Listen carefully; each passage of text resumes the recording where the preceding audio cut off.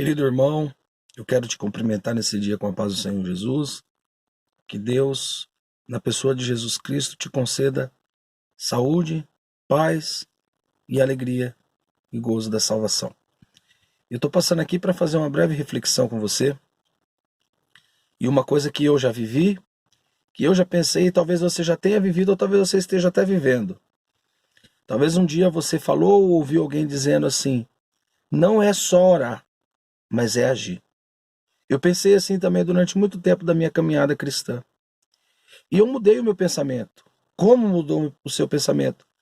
Então você fica de braço cruzado, esperando cair tudo do céu, e aí as coisas vão acontecer? De forma alguma. Na verdade, as pessoas elas deixam para orar, a grande maioria, durante ou no final de cada situação que ela está vivendo. Quando, na verdade, antes de nós tomarmos qualquer decisão, nós devemos orar. Você parou para pensar que até quando nós estamos almoçando, jantando, nós oramos para agradecer a Deus? Isso é uma ação. Interessante é que Jesus está com seus discípulos e os seus discípulos fazem a seguinte pergunta para ele: Senhor, nos ensina a orar. E qual é a atitude dos discípulos nesse exato momento? Qual é a ação? Qual é a forma de mostrar que eles não estão parados?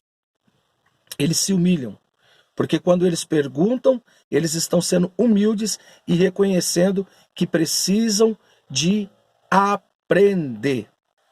Veja bem, a Bíblia vai dizer assim, olha, Deus ele resiste ao soberbo, aquele que bate no peito, fala que faz, acontece, aquele que passa por cima de qualquer situação, não importando com a consequência. Mas a Bíblia diz, porém, o Senhor dá graça ao humilde. E o que é graça?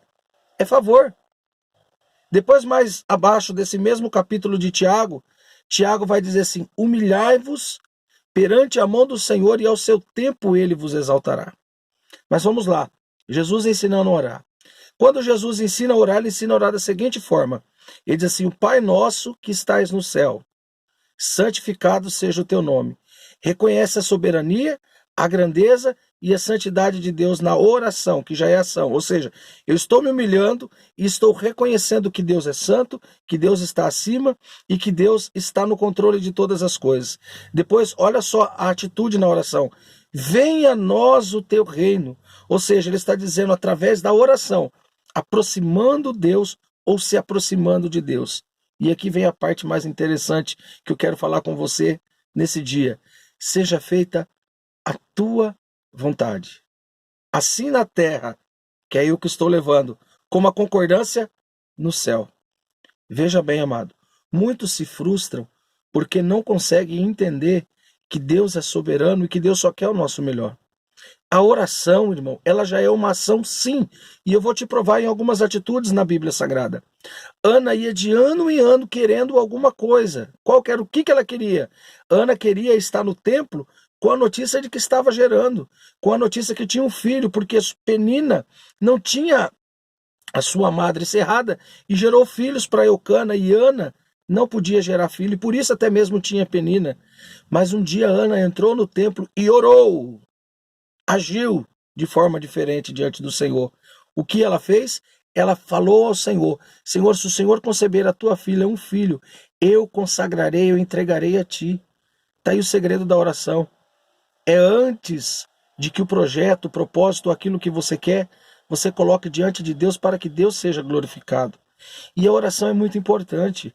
A oração fez com que nós estivéssemos aqui. A cruz foi o resultado de uma oração. Por quê? Porque a Bíblia diz assim que Jesus estava no Getsêmani, ele estava angustiado, e ele diz assim: Pai, se possível, passa de mim esse cálice.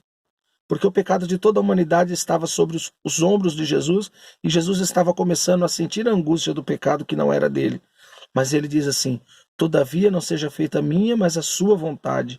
A cruz foi a consequência de uma oração na qual ele soube ser obediente.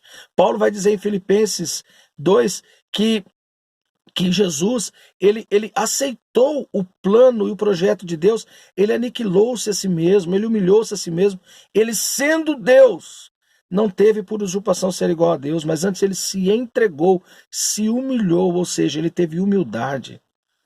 A maior grandeza de um homem não é aquilo que ele pode ser, mas é aquilo que ele é diante de Deus. Seja humilde, reconheça, coloque seus propósitos na mão de Deus e deixe Ele te dirigir. Porque quando eu oro, eu não vou ficar de braço cruzado, mas eu vou ser dirigido por Deus. O salmista vai dizer no Salmo 37, entrega o teu caminho ao Senhor, ou seja, sua vida, sua jornada, confia nele, ou seja, você está colocando na mão do Senhor e Ele tudo fará, só que é o tempo de Deus. Não ultrapasse o tempo de Deus por causa da sua ansiedade. E a oração, que é para eu concluir e falar que a oração é uma ação, não é só orar para aquilo que eu quero ou para aquilo que eu necessito, mas é ter uma vida de oração, porque quando eu oro, Deus reage. Quando eu busco, Deus responde, porque a Bíblia diz que a oração de um justo pode muito em seus efeitos. Você já reparou que ele diz pode muito, mas não tudo? Por que pode muito e não tudo? Porque tudo eu só posso naquele que me fortalece. Que Deus te abençoe, seja edificado. Compartilhe essa palavra com mais pessoas para que o nome do Senhor seja glorificado. A paz do Senhor Jesus.